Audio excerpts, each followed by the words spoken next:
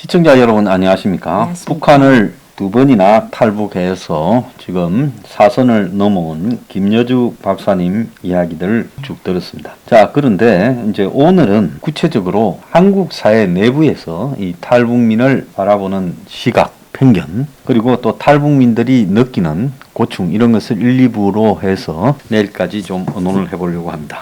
자, 김 박사님 안녕하십니까? 안녕하십니까? 예. 지난번에 이제 천신만고 끝에 그 박사 자격증을 따지 않았습니까?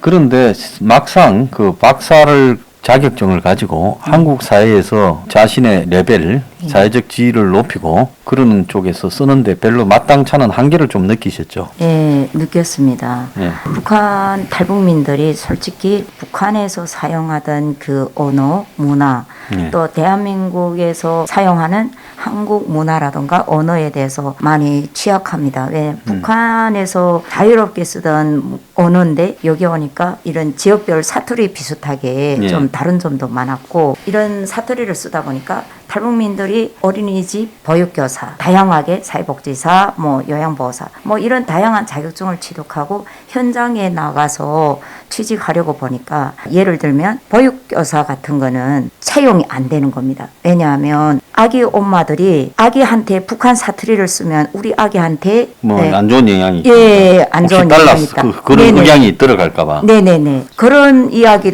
해가지고 처음에는 어렵게 취직을 했었는데 아기한테 사투리를 쓴다는 그 이유로 잘린 현황도 있고. 그 참 한국 사회가 다른 외국인 노동자에는 뭐 차별금지법 이러면서 예. 별별 위선을 뜨는데 지금 이 한국 사회의 탈북민들 숫자가 몇 분쯤 되십니까? 한 38,000명 정도 아직 됩니다. 5만 명도 안 됩니까? 안 됩니다. 예. 예. 생각보다는 그렇게 많지가 않네요.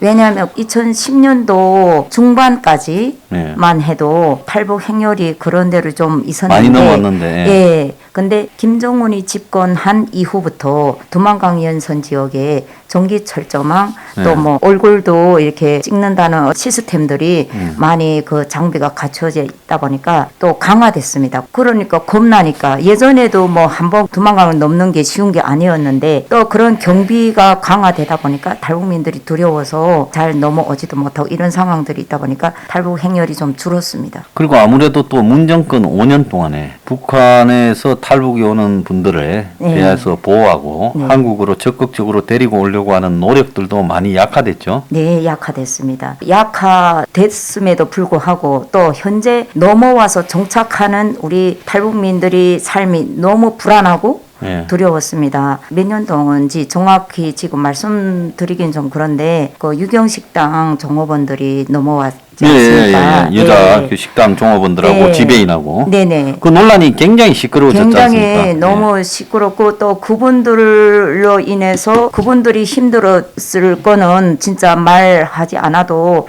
다 아실 거고 또 그런 분들한테 대하는 그 어떤 정부의 그런 태도라던가 네. 이런 걸 볼 때 저희 이미 와 있는 탈북민들도 너무 불안하고 무섭고 힘들었습니다. 그 심지어 윤미향이 옛날에 그 가족 맞습니다. 예. 지배인하고 이런 만나갖고 네. 종업원들하고 너무 종업원들하고 네, 네, 그 네. 좀 이렇게 북한으로 이렇게 넘어가는 방안에 대한 조언을 좀 서로 주고받는 그런 것도 있지 않습니까? 그런 말을 들었습니다. 그래서 지배인 하던 분은 끝내 여기서 정착하지 못하고 네. 이민 갔습니다. 이민을 갔습니까? 예, 미국에서 정착하고 있고 또 그런 상황들이 많이 발생하다 보니까 저희들이 여기에서 새로운 환경에서 정착하는 건 힘들었는데 또 그런 일들이 계속 이런 정권에서 발생하니까 과연 우리가 자유를 찾아서 독재 체제, 공산 체제를 너무 그래가지고 여기를 찾아왔는데 여기 와서도 불안한 삶을 산다라는 게 너무 힘들고 무서웠습니다, 사실.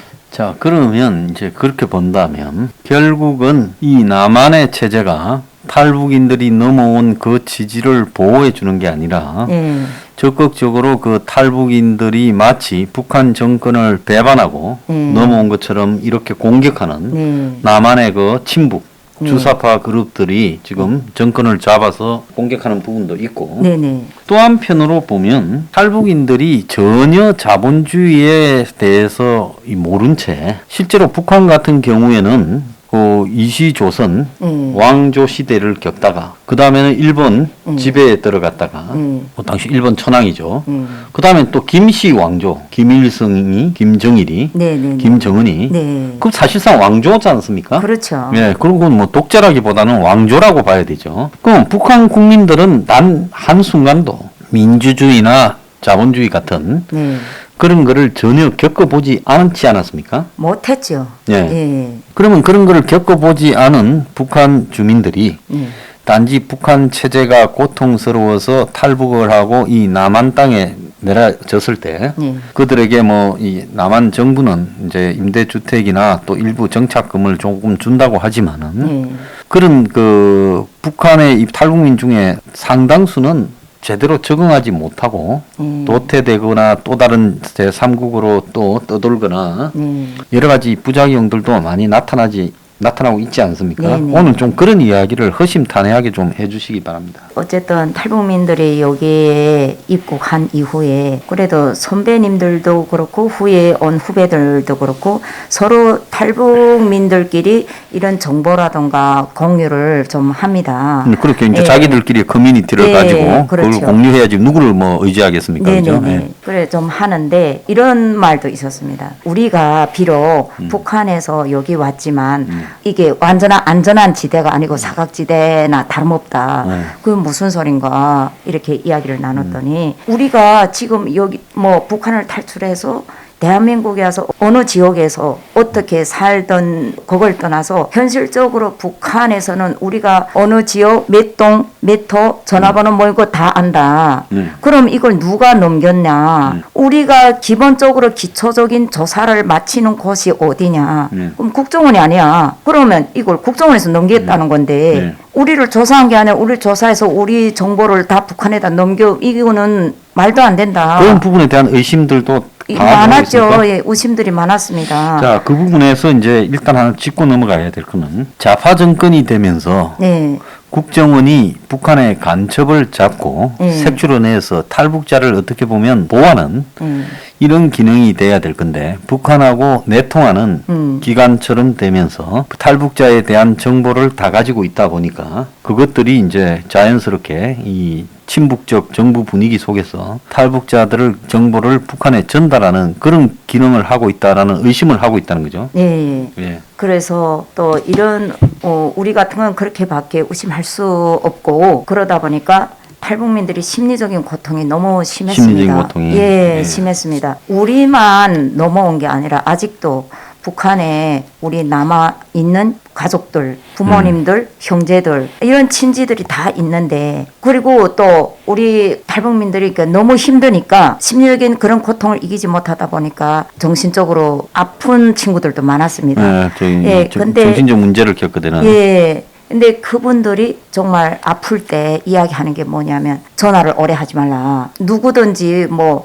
대한민국에서든 우리가 또 두고 온 가족이 있으니까 그 가족들도 우리가 거기서 겪었으니까 배고프고 굶어 죽을 것 같고 이러면 우리가 좀 못 먹고 그래도 예전에는 밥도 없이 죽도 없이 살았지만 여기 와서 그래도 밥이라도 먹고 사니까 그게 또 목에 걸려갖고 가족들 생계도 좀 지원해주고 그런 일들이 있었습니다. 근데 여기 대한민국에서 통화하던 뭐 어디 북한하고 통과도 말 조심해야 된다. 왜냐하면 이게 다 도청이 된다. 막 아픈 친구가 그러니까 자기 지금 이야기하는 그 상황이 정상이 아니잖아요. 그분은 정신적으로 많이 아픈 분이시니까. 근데 그분이 저한테 계속 그러는 거예요. 언니 전화에다 절대 아무 말도 하지 말라. 왜 국정원에서 도청한다. 아니야. 그런 거 아니야. 이랬더니 언니 몰라서 그렇다고 막 이렇게 말할 정도까지 이제 피해의식이 이제 점점 강해지는 강해지는 거죠. 자, 그거는 뭐 탈북자 분들을 탓하기 전에 국정원이 먼저 자기 존재의 가치에 대해서 반성해야 될 부분이라고 저는 봐요. 또 한편으로는 탈북자 분들 가운데 북한에 있는 가족들이 계속 눈에 밟히니까 많지도 않은 돈을 벌어서 그 중에 일부를 또 저축했다가 이 북한의 가족한테 보내지 않습니까? 네. 그 보내는 수법이 내나 환치기 방법 아닙니까, 그죠? 예, 그렇죠. 중국의 이제 조선족 네. 뭐 교포들 중에 북한을 출입하는 네. 사람들에게 네. 보내면 그쪽에서 이제 환율에 따라서 해서 또 자기가 또 자기 수수료 떼고 네. 갖다 주고 그런 거 아니겠습니까? 그렇죠. 근데 그 과정에서 그런 거를 하는 사람들이 이 정보기관, 네. 남북의 정보기관하고 연루되어 있다. 이런 또 이야기들도 숱하게 나오고 있어요. 아, 그 부분에서 어떻게 보십니까? 그럴 가능성도 있긴 한데 저도 그 북한에 송금을 해봐서 예.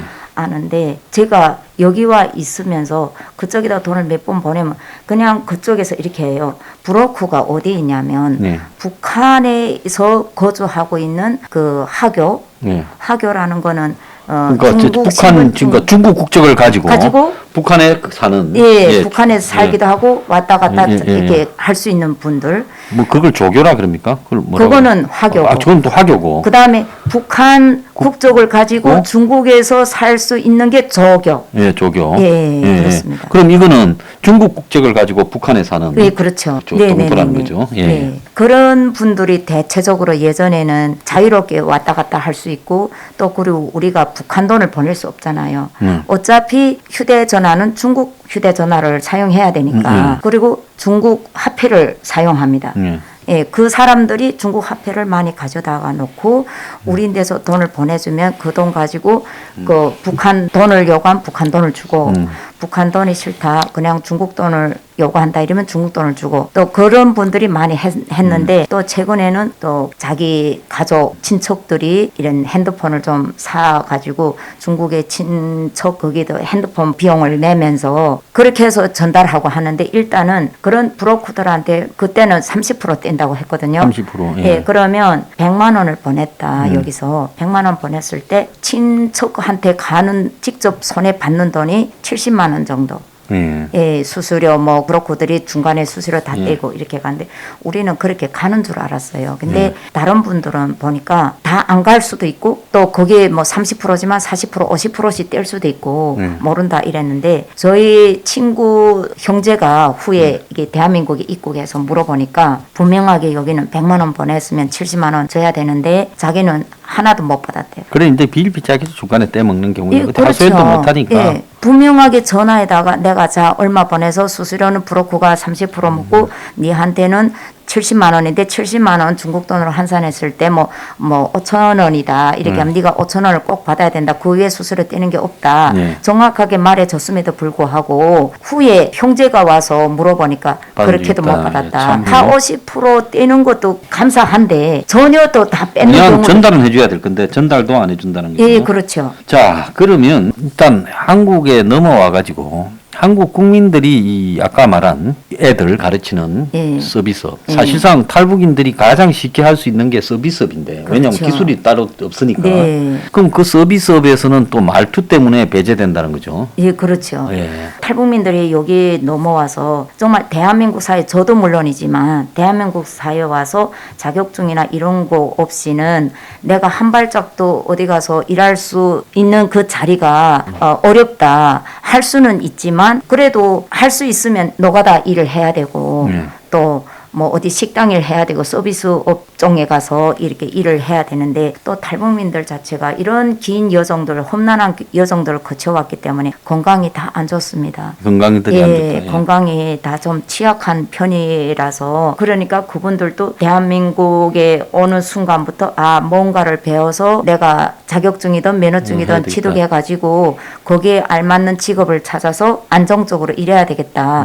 어차피 그런 자격증이 없으면 뭐 여기 갔다 저기 갔다 옮겨 다닐 수도 있는 상황도 발생할 수 있고 하니까 그런 면을 취득해서 다양한 자격증을 취득했는데 자격증까지 딱 취득하고 나니까 그 다음에는 직업 찾기가 또 어려운 거예요. 왜? 이 언어라는 말투 때문에 면접에 갔다가 몇 번씩 떨어지고 또 이런 에피소드도 있습니다. 친구들이 이야기하는데 내가 자격증 딱 받고 뭐 이제처럼 예를 들어서 컴퓨터 자격증을 받았다. 그러면 나는 거기에 회계를 들어가야 되는 상황이지 않습니까? 근데 면접을 딱 봤습니다. 면접을 봐서 이게 언어 언어가 딱 안 되니까 사장님이 오늘 면접 잘 수고하셨고 연락을 드리겠습니다. 이러니까 우리는 그 북한 문화는 연락 주겠다면 연락 올 때까지 계속 기다리고 있는 거예요. 근데 아무리 기다려도 한국은 거절하는 방법이 예, 거절 방법인 줄 모르고 연락 주겠다니까 사장님인데 오늘 면접 봤는데 언제까지 연락 주겠다고 했는데 왜 안 주시지? 계속 기다리다가 연락이 안 오니까 다시 그 사장님한테 전화를 합니다. 사장님 왜 연락을 안 주십니까? 저는 기다리고 있는데 이런 난처한 상황들이 많이 발생해서 후에 그 이야기를 들어보니까 대한민국은 면접에서 떨어지면 다시 연락드리겠습니다. 정면에다 놓고 싫습니다. 오지 마세요. 이렇게 말 못하니까 이런 문화들이 있어가지고 그런 데서 좀 갈팡질팡했고 또 그리고 육아를 할 때 이제처럼 보육교사 자격증을 받았지만 그 업종에 해당 그 자격에 관여되는 그 업종에 일하려고 보니까 또 이제처럼 언어가 안 돼서 아기들한테 북한 사투리를 쓰면 엄마들이 그런 걸 또 싫어하고 하다 보니까 거기서도 일 못하고 직접 나 자신이 이런 아기들을 키우면서 보니까 또 이런 편향들이 너무 많았습니다. 탈북민에 대한 어떤 편향이랄까? 구체적으로 말씀드리면 저희 친구가 아기를 북한에서 낳아서 2명 데리고 왔습니다. 2명 데리고 왔는데 우리는 처음에 오자마자 이런 임대 아파트에서 사니까 평수가 12평에서 뭐 11평짜리도 있고 조금 크면 뭐 17평도 있고 다양하게 있는데 일반적으로 다 12평, 17평까지 살고 있는데 애들이 학교 갔다 와가지고 막 울더래요. 그래서 네가 왜 울어? 하니까 친구가 너네 집은 몇 평이야? 물어보더래요. 그래서 우리 집은 그때 모르니까 순수하니까 애기들이 우리 집은 12평이야 이랬더니 엄마들이 그랬대요. 12평짜리 그런 탈북 애들하고 놀지 말라고. 그래서 애기가 우니까 엄마도 너무 가슴이 아파가지고 그렇게 울었다 하더라고요. 그래서 정말 내가 가슴 아픈 거는 참을 수 있지만 뭐 누구든지 엄마들이 심정은 다 그렇잖아요. 내 자식이 아파하는 모습을 보면 나는 가슴이 터진다. 자, 그러고요. 그런 것도 문제고. 어디 김 박사님이 뭐 취업을 하시거나 네. 아니면 이제 이런 한국에 원래 살던 사람들과 이렇게 부딪힐 때 탈북인이라는 부분에서 선입견을 가지고 바라보는 시각 이런 것도 좀 느꼈습니까? 예, 느꼈습니다. 기본적으로 우리 북한 사람이라는 그 타이틀이 네. 거기서 벌써 사람들이 선입견을 바라보고 너 북한에서 가족을 더 두고 왜 왔어? 가족 버리고 왔다. 네, 가족 버리고 왜 왔어? 너만 살자고 왔잖아. 이렇게 직접 이렇게 말하는 분들도 계시고 그리고 이제처럼 설마 취직을 했다 할지라도 북한 언어라는 그런 데서 차별이 너무 심하다 보니까 우리는 그게 두려워서 계속 탈북민이라는 존재감을 자꾸 숨기려고 했는데 어느 순간 저도 탈북민이라는 거 북한 사람이라는 거 이렇게 숨기다 보니까 내가 너무 힘들고 위축되고 예, 진짜 이거는 도저히 내가 이 사회에서 정착해야 되나 말아야 되나 막 이런 고통들이 너무 심해서 제가 이렇게 했습니다. 여기 와서 내가 살아가는 이 과정들이 정말 편견, 선입견이 너무 무섭구나. 그러니까 곁을 안 주니까. 자, 그런데 하나 좀 의아스러운 거는 예. 식당 같은 데서 가서 보면 우리가 거의 조선족 예. 아주머니들이 굉장히 많거든요. 네. 그럼 65세 이상 이렇게 넘어가지고 아마 취업을 자유롭게 네. 할 수 있는 비자를 받고 들어올 건데. 그렇죠. 그럼 아주머니들이 말을 하거나 그런 부분은 뭐 당연히 받아들여요. 근데 탈북민에 대해서는 그걸 또 당연히 받아들이지 않던가요? 그게 조금 편향이 있었는데 전 그것도 좀 의아스러워요. 예. 온 사방에 조선족들이 맞습니다. 일을 하고 있잖아요. 네. 근데 다 그런 거는 아니지만 그래도 또 좋으신 사장님들은 오히려 북한 탈북민들을 채용하는 분들이 계셨습니다. 그런 근데 분들도 그런 그런 분들 분들이 계시겠죠. 있을 때는 무슨 정책이 있었냐면요. 탈북민이 너무 취업이 안 되고 이런 상황들이 많이 발생하니까 통일부에서 이런 걸 했습니다. 탈북민을 한 명 고용할 때 그 고용주한테 3년 동안 꾸준히 일하는 탈북민에 한해서 고용주한테 월급이 얼마를 인센티브로 보조해주겠다. 예, 그런 게 있었기도 하기 때문에 사장님들이 이게 목적이 아니라 어쨌든 탈북민들이 그 회사 거기에서 꾸준히 일할 수 있는 그런 환경을 만들어주기 위해서 또 좋은 마음으로 우리는 그 고용주를 안 받겠다. 차라리 탈북민들이 열심히 꾸준히 3년 동안 일하면 우리는 그걸 다 탈북민들한테 돌려드리겠다. 이런 분들이 계셔가지고 거기서 일을 좀 오래 한 분들이 많아요. 네. 그런데 이제 제가 생각할 때 네.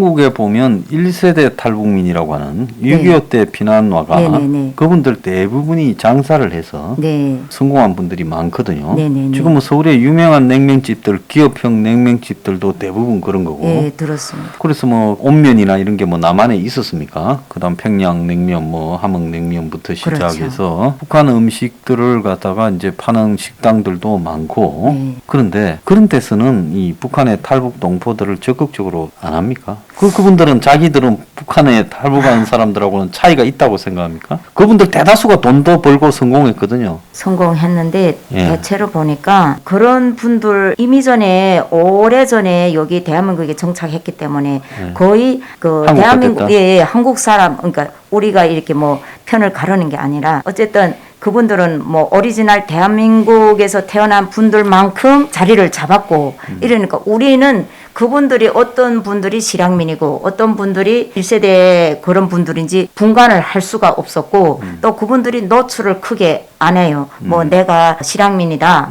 그냥 이야기하다가 어느 순간 이야기 도중에 아 저도 실향민이에요. 이렇게 말씀하시는 분들이 계시긴 한데 또 그리고 오도위원회라고 이북 오도위원회 같은 예예예 거기에 뭐 예전에 뭐 실향민들도 대부분 다 실향민들이 예, 그 있다고. 도지사니 군수니 예, 예, 시장이니 형식적으로 맡고 있지 않습니까? 예. 그런데 후에 온 이런 탈북민들을 많이 초빙한다 하는데 저는 아직 거기에 한 번도 가본 적이 없어서 예, 잘 모르겠는데 어쨌든 그 오도위원회에 같이 가서 그 예전에 오셨던 그 실향민 분들이랑 같이 막 뭐 이런 뭐 회의도 하고 일주일에 한 번, 뭐 한 달에 한 4번 정도, 3번 정도 이렇게 모인다 하긴 하더라고요. 근데 그런 데 있어서 뭐 탈북민들이 조금 뭐 직업이라던가 이런 데서 도움 받았는지는 정확히는 모르겠는데 저는 그런 데 대해서는 가보지 못해서 모르겠습니다. 자, 지금 그래서 보면 이 정부나 이 국정원이나 이런 데서 또 각종 뭐 적십자나 이런 데서 탈북민을 지원하는 부분 중에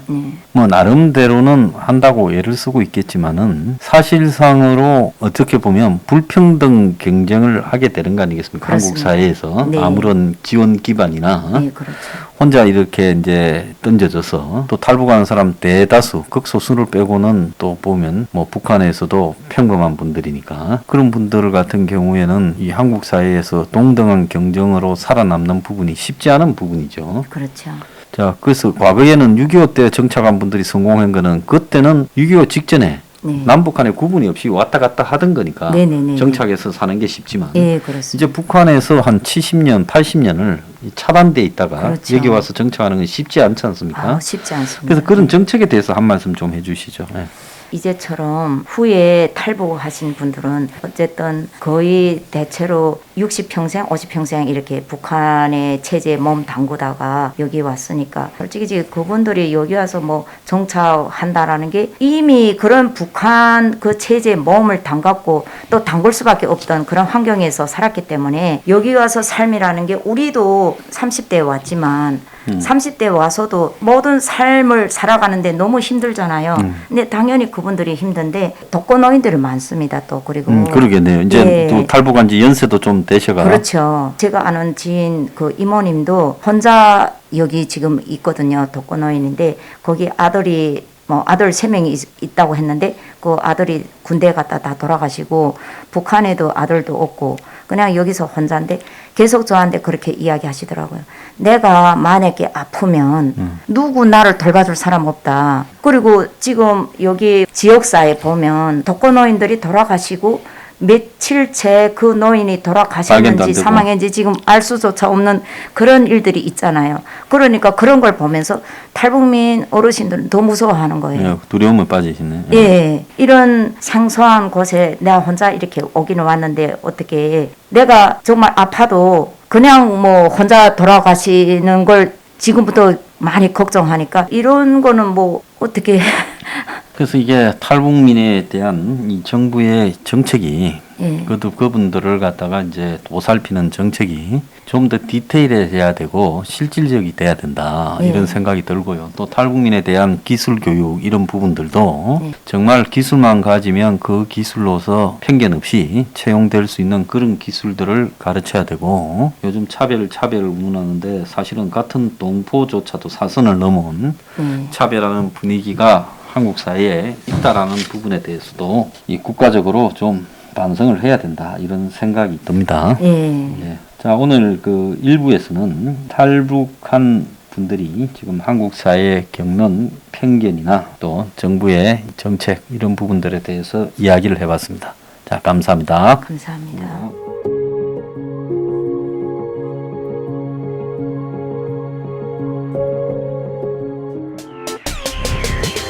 Revolution 21. Revolution 21.